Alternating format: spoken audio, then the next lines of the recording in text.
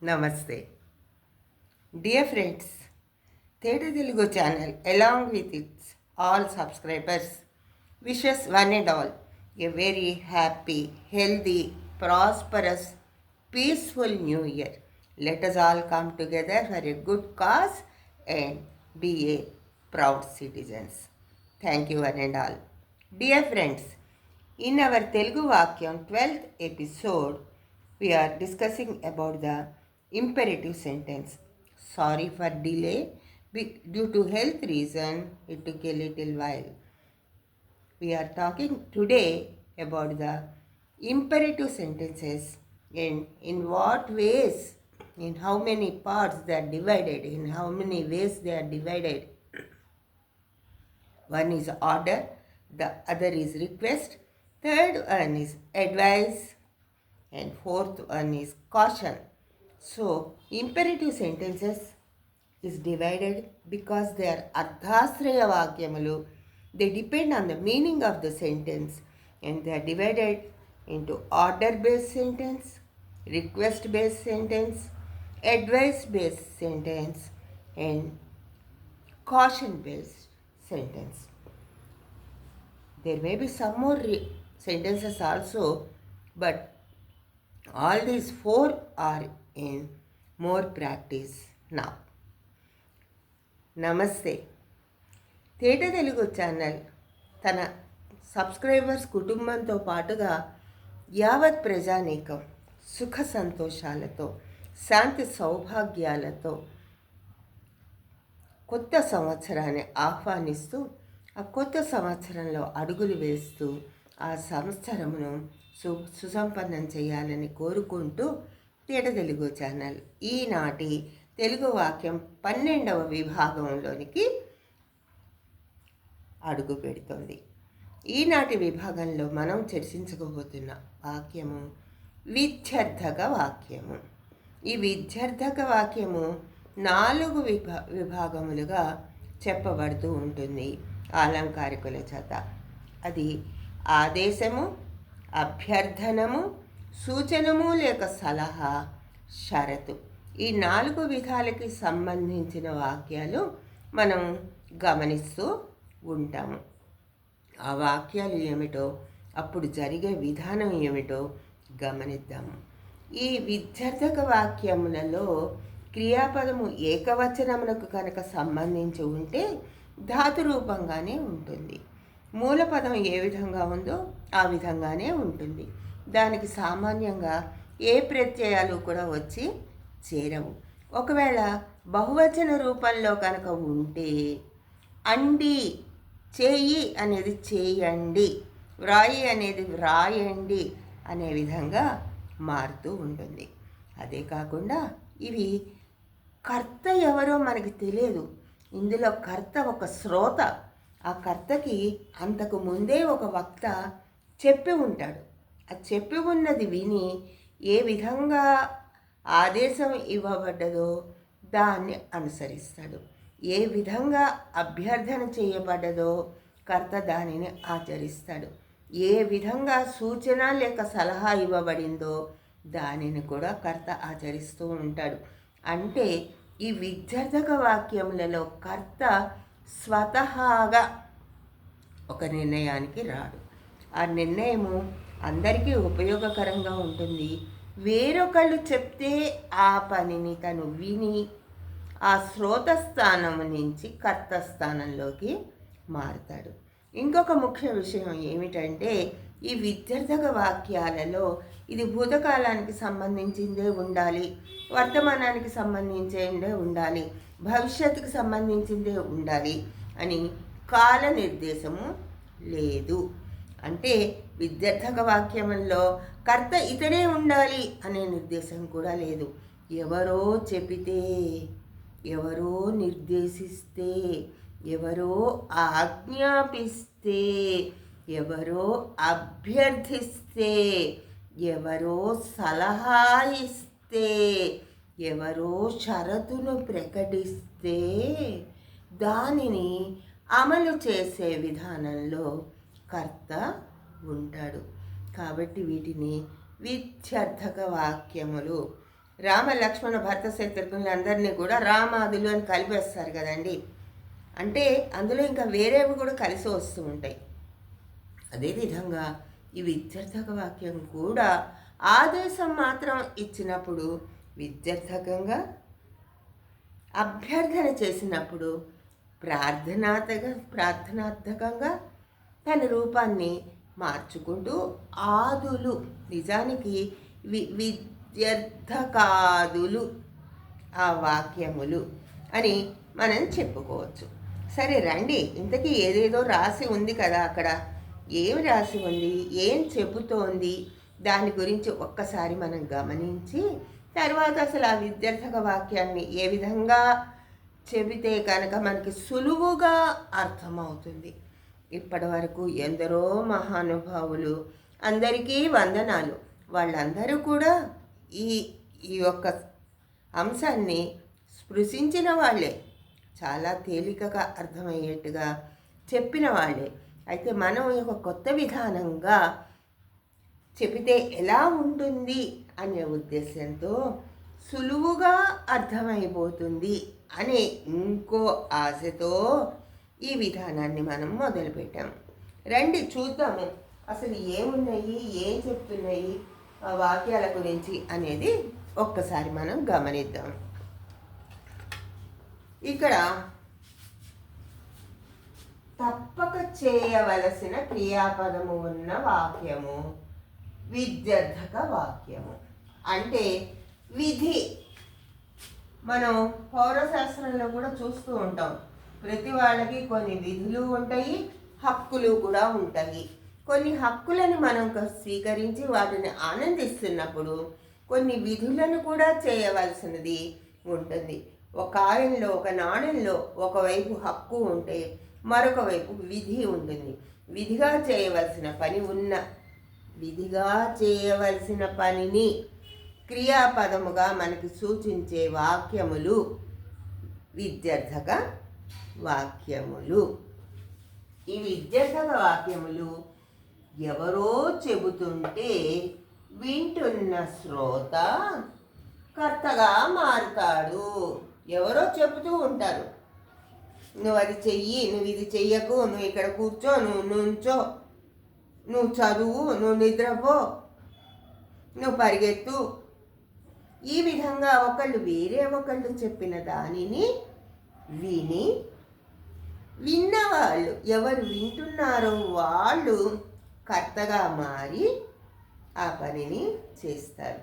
అంటే ఇక్కడ ఒక పని కనుక జరుగుతూ ఉంటే దానికి ప్రత్యక్షంగా చేస్తున్న కర్త ఒకళ్ళు ఉంటే పరోక్షంగా ఆ పనిని చేయటానికి మూలమైన ఇంకో కర్త కూడా మనకి కనిపిస్తూ ఉంటాడు. వాళ్ళు ఎవరు అని మనం ఖచ్చితంగా చెప్పలేము, ఎవరైనా ఉండొచ్చు. కొన్ని వాక్యాల్లో అసలు కర్త లేకుండా కూడా పరిగెత్తు, కూర్చో, పడుకో, చదువుకో, ఈ విధంగా కూడా కేవలము క్రియ మాత్రమే కూడా ఉంటూ ఉంటుంది. ఒకరి చెప్పిన దానిని విని శ్రోత తాను కర్తగా మారి ఆ పనిని చేసే వాక్యాలని విద్యార్థక వాక్యములు అని అంటారు. ఈ వాక్యములు అర్థాశ్రిత సమూహమునకు చెందినవి. అంతేకాకుండా ఆదేశము, అభ్యర్థనము, సూచన లేక సలహా, షరతు మొదలగునవి విద్యార్థక వాక్యములలో ఉంటాయి. క్రియాపదము ఏకవచనము అయినప్పుడు ధాతువు మాత్రమే ఉంటుంది, దానికి ఎటువంటి ప్రత్యయాలు కూడా చేరవు. క్రియాపదము బహువచనములో కనుక ఉంటే ధాతువునకు అండి అనే పదము చేరుతుంది ప్రత్యయంగా. ఆదేశము, అభ్యర్థనము, సూచన, సలహా, షరతు అనే 4 ముఖ్యమైన విభాగములు మనము విద్యార్థక వాక్యములలో చూస్తూ ఉంటాము. విద్యార్థక వాక్యములలో వాడుకలో, వ్యవహారములో ఉన్న 4 ముఖ్యమైన విభాగములు ఏమిటంటే, ఒకటి ఆదేశము, నువ్వు చెయ్యి అని చెప్తే మనకి చెయ్యొచ్చో చెయ్యకూడదు అనే అవకాశాన్ని ఇవ్వవు. ఇంకొకటి అభ్యర్థనము, దయచేసి చెయ్యి అని అంటూ ఉంటాయి. మూడవది, నీకు ఇది తెలియకపోతే ఎవరైనా సలహా ఇస్తారు, ఎలా చెయ్యాలో సూచిస్తారు, దాన్ని నువ్వు స్వీకరించు అని చెబుతూ ఉంటాయి. నాలుగవది, ఇది కనుక చెయ్యకపోతే దాని వలన ఏవైనా నష్టము సంక్రమిస్తే దానిని భర్తీ చేయవలసినది నీవే సుమా అని షరతు కూడా చెప్తోంది. In case if you destroys anything or if you don't maintain anything properly what you have taken, you have to pay the penalty for that అని కూడా చెబుతోంది. సరే, ఇప్పుడు ఆ 4 ఏ విధంగా ఉంటాయి అనే ఒక కుతూహలం మనందరికీ కూడా వస్తుంది. నేను కూడా చాలా చోట్ల చూశాను, 4 రకరకాల వాక్యాలని చెప్పారు. కాకపోతే నాకేమనిపించిందంటే, ఒక సంఘటనని తీసుకుని, ఒక ప్రదేశాన్ని తీసుకుని, ఆ ప్రదేశంలో జరుగుతున్న విషయాలని క్రోడీకరిస్తూ, వర్గీకరిస్తూ, విడివిడిగా చూస్తూ, అన్నిటినీ ఒకచోట కలిపి చూస్తూ చేస్తూ, అందులో ఉండే ఈ 4 రకాల వాక్యాలు మనం గమనిస్తే కనుక ఎలా ఉంటుంది, విషయం తొందరగా అర్థమవుతుంది, సులభంగా అర్థమవుతుంది అనే సదుద్దేశంతో ఇక్కడ మనము ఒక గ్రంథాలయము అనే దాన్ని ప్రదేశంగా తీసుకుంటున్నాము. గ్రంథాలయంలో పుస్తకాలను చదవటానికి వచ్చిన వారిని అందులో కర్తలుగా తీసుకుంటున్నాము. వాళ్ళు చేయవలసిన పనిని కూడా తీసుకుంటున్నాము. అంతేకాకుండా వాళ్ళు చేయవలసిన పనిని ఏ విధంగా ఆదేశంగా చెబుతారు, ఏ విధంగా అభ్యర్థనంగా చెప్తారు, లేకపోతే సలహాలు ఏ విధంగా తీసుకోమంటారు, అది కూడా కాకపోతే హెచ్చరిక, కాషన్ ఏ విధంగా చేస్తారు అనే 4 కూడా మనము గమనిద్దాము. ఇక్కడ సన్నివేశము గ్రంథాలయం. ఈ గ్రంథాలయంలో ఫస్ట్ ఆదేశంతో ఏ విద్యార్థక వాక్యము ఉంటుంది. ఆదేశం ఉంది కాబట్టి ఇది విధి, దీనికి ఏమో మర్యాదలు ఉండవు, ఒకళ్ళకి ఇచ్చి ఒకళ్ళకి ఇవ్వకుండా ఉండదు, ఆ పని అందరూ చేయాల్సిందే.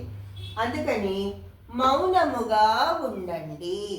గ్రంథాలయంలో మనము ప్రవేశించినప్పుడు ఆ గ్రంథాలయంలో మాట్లాడకుండా, శబ్దములను చేయకుండా మౌనముగా ఉండటము అనేది మన యొక్క విధి. ఆ విధిని లిఖిత రూపంగా వాళ్ళు అక్కడ బోర్డు మీద రాసి ఉంచవచ్చు, లేకపోతే మనం ఎంటర్ అవుతున్నప్పుడే మనకి చెప్పచ్చు కూడా, మీ గ్రంథాలయంలో నిశ్శబ్దంగా ఉండాలి అని. అది విధి. అదే కనుక విద్యార్థక వాక్యం నుంచి అభ్యర్థన అంటే యూఆర్ రిక్వెస్టింగ్, అభ్యర్థన వాక్యంగా మారితే వాళ్ళు ఏం చెప్తారంటే, దయచేసి మీరు తీసిన పుస్తకాన్ని యథాస్థానంలో మళ్ళీ పెట్టండి. మీ పని అయిపోయిన తర్వాత ఏ ర్యాక్లోంచి, ఏ రోలోంచి ఎన్నో నెంబర్లో ఉన్న పుస్తకాన్ని మీరు తీసుకుంటున్నారో తిరిగి అదే ప్రదేశంలో దానిని పెట్టి మీరు వెళ్ళండి అనేది అభ్యర్థనగా చెప్తారు. Please replace the book after your work is done. Same rack, same place, same shelf, same area. అది అభ్యర్థన. ఆ అభ్యర్థన చేస్తున్నప్పుడు దయచేసి పెట్టండి అంటారు. మాట్లాడకుండా ఉండండి అన్నప్పుడు దయచేసి మాట్లాడకుండా అంటే మేము మాట్లాడతాం అంటారు. కాబట్టి అక్కడ ఆదేశం ఉంది కాబట్టి మాట్లాడకుండా ఉండాలి, నిశ్శబ్దంగా ఉండాలి అని ఆదేశాన్ని ఇస్తారు. ఒకళ్ళు ఉన్నప్పుడేమో నిశ్శబ్దంగా ఉండు అనొచ్చు, చాలామంది ఉంటే నిశ్శబ్దంగా ఉండండి అంటారు. అదేవిధంగా ఆదేశ వాక్యం నుంచి అభ్యర్థన వాక్యం, రిక్వెస్టింగ్, దానికి వెళ్ళామనుకోండి, దయచేసి, ప్లీజ్, కొంచెం, ఈ విధంగా బతిమాలుతారు చేసి, మీరు పుస్తకాన్ని ఎక్కడి నుంచి తీసుకుని వచ్చారో చదివిన తర్వాత ఆ టేబుల్ మీద అలా పడేయకుండా తీసుకెళ్ళి అదే ప్రదేశంలో తిరిగి ఉంచండి అనేది అభ్యర్థనము. మూడవ వర్గీకరణ సలహా లేక సూచన. కొత్తగా లైబ్రరీలోకి వచ్చారు, ఎక్కడ ఏ పుస్తకాలు ఉంటాయో వాళ్ళకి సరిగ్గా తెలియదు. వెళ్ళి ఇటు అటు కుర్చీలు లాగేస్తూ ర్యాకులు లాగేస్తూ చేస్తే నిశ్శబ్దంగా ఉండటం కుదరదు. ఆ సమయంలో నీకు ఏదైనా అవసరం అయితే గ్రంథాలయ సిబ్బంది, స్టాఫ్ ఉంటారు కదండి, ఆఫీసర్ ఉంటారు కదండి, నీకు ఏదైనా సహాయం కావాలనిపిస్తే, నీ అంతటా నువ్వు చేసుకోలేకపోతే గ్రంథాలయ సిబ్బందిని సంప్రదించండి. నాకు తెలుగు బుక్స్ కావాలి, నేను వెళ్ళాను, నాకు ఎక్కడ తెలుగు బుక్స్ ఉంటాయో తెలియదు, వెళ్ళేసి ఇటు అటు ఆ కుర్చీలాగి ఈ కుర్చీలాగి అది వెతికి ఊరికి టైం అంతా వేస్ట్ చేయలేను. అప్పుడు నేనేం చేయాలి? వాళ్ళ సలహాని పాటించి ఆ గ్రంథాలయంలో ఉండే సిబ్బందిని మనం వెళ్ళి అడగాలి, మాకు ఈ పుస్తకాలు కావాలి, కాస్త మీరు ఎక్కడ ఉన్నాయో చూపిస్తారా, సూచిస్తారా అని అడగటము. మూడవది సూచన లేక సలహా, ఇది కూడా విద్యార్థక వాక్యంలోకే వస్తుంది. నాలుగవది షరతు. అది మన సొంత పుస్తకం కాదు, అది అందరికీ సంబంధించినది, అది ఒక జాతీయ సంపద. ఆ పుస్తకాన్ని ఎంతమందో చదువుతారు, దాని మీద ఏ ఒక్కరికి ప్రత్యేకమైన హక్కు అనేది లేదు. కాబట్టి ఆ పుస్తకాన్ని మనం నలిపేసిన, దాని మీద ఇంకు పోసిన, లేకపోతే పేజీలను చింపేసిన, ఆ పుస్తకము పఠనీయ స్థితిలో లేకుండా కనుక మన చేతిలో జరిగితే దానికి మూల్యము చెల్లించి కొత్త పుస్తకము కొని ఆ ప్రదేశంలో పెట్టే ప్రయత్నము చెయ్యాలి. ఇది షరతు. మొట్టమొదటిది ఆదేశము. లైబ్రరీకి, గ్రంథాలయానికి వెళ్ళినప్పుడు నిశ్శబ్దంగా ఉండాలి. రెండవది అభ్యర్థన, రిక్వెస్ట్ చేస్తున్నారు, తీసిన పుస్తకాన్ని తిరిగి అదే స్థానంలో ఉంచాలి. మూడవది సూచన లేక సలహా. ఆ సలహా ఇస్తున్నప్పుడు మీకు ఏదైనా తెలుసుకోలేకపోతే, మీరు ఏదైనా కనుగొనలేకపోతే, ఇబ్బందిగా ఉంటే గ్రంథాలయము సిబ్బంది యొక్క సలహాని తీసుకోండి, వాళ్ళని సంప్రదించండి అని మనకి సలహా ఇస్తున్నారు. అది కూడా విద్యార్థక వాక్యమే. నాలుగవది షరతు. ఆ షరతులో ఏం చెప్తున్నారు? ఆ పుస్తకమును మీరు కనుక సరిగా ఉపయోగించక పఠనమునకు అర్హతను కోల్పోయే విధంగా కనుక మారిస్తే దానికి మీరు మూల్యము చెల్లించవలెను. కాబట్టి మీరు జాగ్రత్తగా చదివి మీకు కావలసినది దానిలోంచి గ్రహించి ఆ పుస్తకాన్ని ఏ విధంగా మీరు తీసుకుని చదవటానికి పెట్టుకున్నారో అదేవిధంగా మరొకళ్ళు చేసి చదువుకోవడానికి విధానంగా పెట్టండి. ఈ విధంగా 4 విభాగాలుగా విద్యార్థక వాక్యము మనకు ప్రయోగంలో, వ్యవహారంలో కనిపిస్తూ ఉంటుంది. అదేవిధంగా ఫ్లైట్ జర్నీ చేస్తూ ఉంటాం అనుకోండి, వాళ్ళు ఎక్కంగానే switch off your phones, choice ఉండదు, ఫోన్ ఆపేసేయాలి.